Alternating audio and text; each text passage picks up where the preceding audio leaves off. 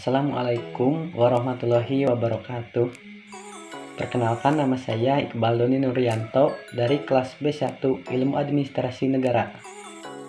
Assalamualaikum warahmatullahi wabarakatuh. Perkenalkan, nama saya Alfito Triananda. Saya dari kelas B1 Administrasi Negara. Assalamualaikum warahmatullahi wabarakatuh. Perkenalkan, nama saya Ainah Fidah dari kelas B1 Administrasi Negara. Perkenalkan, nama saya Cici Ajemu dari kelas B1 Ilmu Administrasi Negara. Perkenalkan, nama saya Ruhdilan Autada dari kelas B1 Administrasi Negara.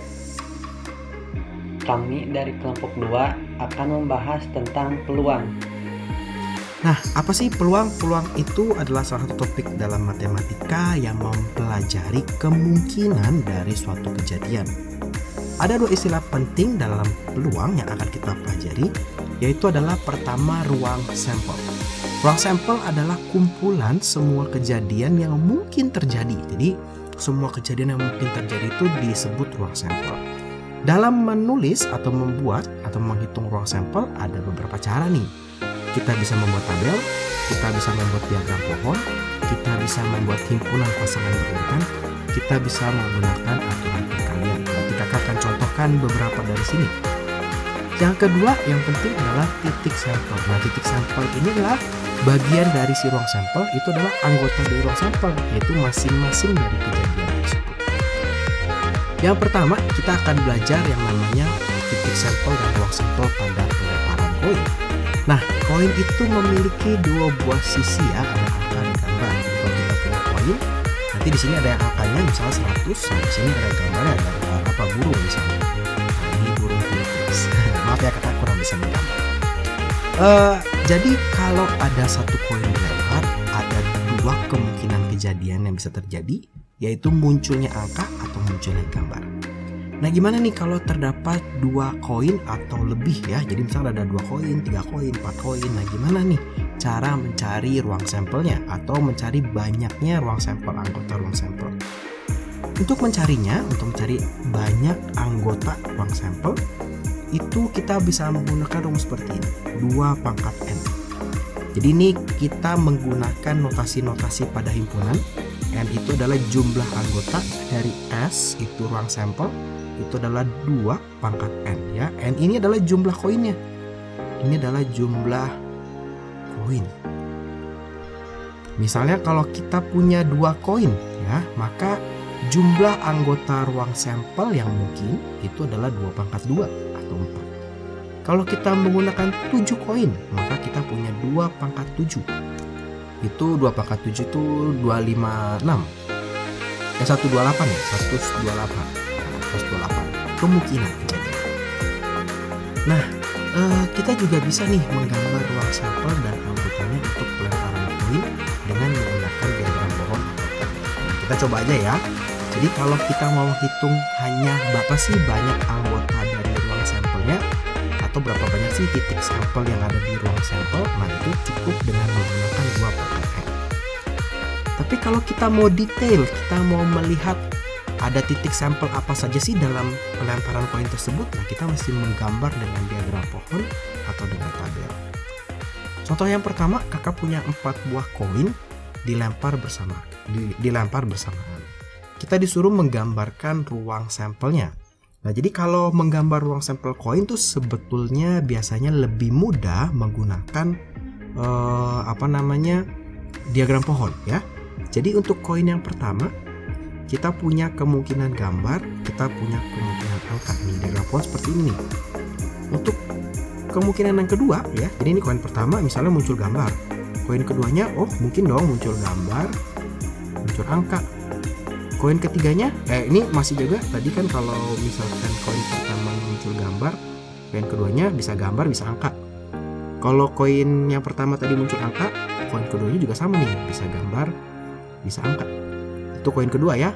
Sekarang gimana untuk koin yang ketiga?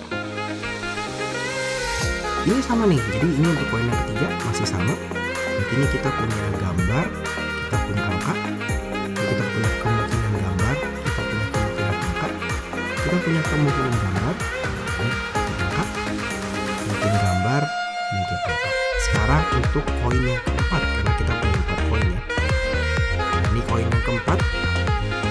Ini kita punya gambar, kita punya angka. Kita punya gambar, kita punya angka. Kita punya gambar, kita punya angka. Kita punya gambar, kita punya angka juga sama. Gambar, angka, ini juga sama, gambar. Ini kita kurang besar tempatnya. Gambar, angka, gambar. Nah, di sini kita sedang menggambar ruang sampelnya. Jadi ini ruang sampel, semua kemungkinan yang terjadi. Dan kalau kita simpulkan titik sampelnya itu apa tuh? Jadi kalau kita 4 koin nih kita lempar nih, ternyata mungkin loh keluarnya itu adalah gambar, gambar, gambar, gambar. Jadi 4 matanya gambar. Atau koin pertama, kedua, ketiga gambar, tapi ada angkanya ya. Gambar, gambar, gambar, angka. Nah yang ini berarti gambar, gambar, angka, gambar. Yang ini gambar, gambar, angka, angka. Gambar, gambar, angka-angka. Nah ini coba kakak tuliskan dulu ya. Nah ini kakak sudah. Nah ini kakak sudah gambarkan ya. Jadi kakak sudah tuliskan semua. Jadi kalau misalkan kita lihat koin pertama gambar, koin kedua gambar, koin ketiga gambar, koin keempat gambar, maka hasilnya adalah titik sampelnya adalah gambar, gambar, gambar. Kalau koin pertamanya angka, koin keduanya gambar, koin ketiganya angka, koin keempatnya angka, maka kita punya angka, gambar, angka. Nah, ini kalau kita hitung jumlahnya ada berapa ya? Coba ya. 1, 2, 3, 4, 5, 6, 7, 8, 9, 10, 11, 12, 13, 14, 15, 16.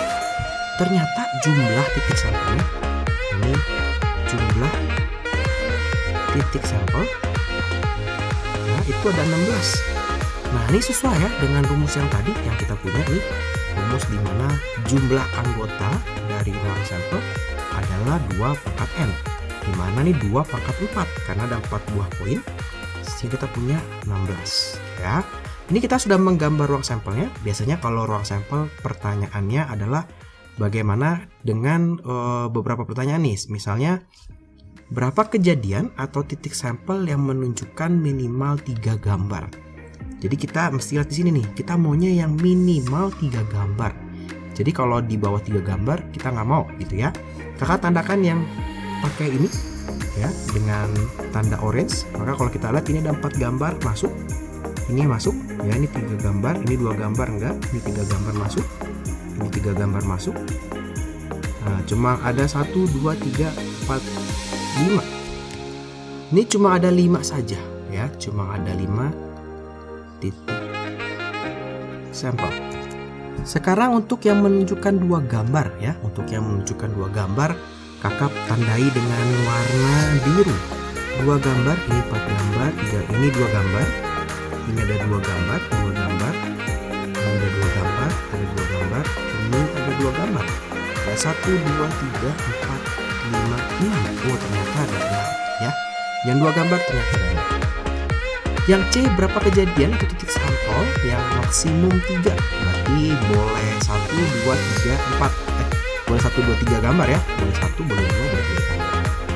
Kita tandai dengan warna putih. Berarti boleh 1, boleh 2, boleh 3 ya. Kalau 4 tidak boleh ya, berarti ini tidak nih. Nah ini enggak. Ini boleh 1, 2, 3, 4, 5, 6, 7, 8, 9, 10, 11, 12, 13, 14. Ternyata ini ada 14 titik sampel ya. Sekian yang dapat kami sampaikan, semoga bermanfaat dan dapat dimengerti. Wassalamualaikum warahmatullahi wabarakatuh.